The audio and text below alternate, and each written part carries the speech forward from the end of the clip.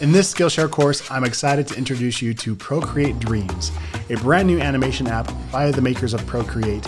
It's a really powerful tool for an iPad.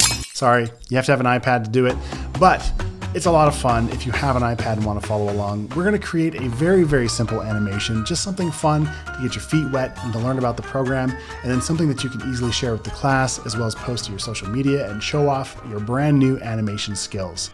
My name is Derek Mitchell. I'm a creative director, and I've been fortunate enough to work with a lot of amazing brands like Netflix, Nintendo, MTV, the Discovery Channel, currently Winchester, and typically I'm working as a graphic designer and a web developer, but I've always loved animation and I've always loved drawing. So when the new Procreate Dreams app came out, I immediately fell in love, and I wanted to share with you some simple tips and tricks to get you up and running as well. So maybe you're not an animator and you have some drawings lying around or some sketches, or maybe you're just artistic and want to learn more about animation. You don't have to have any art skills or drawing skills to take this class.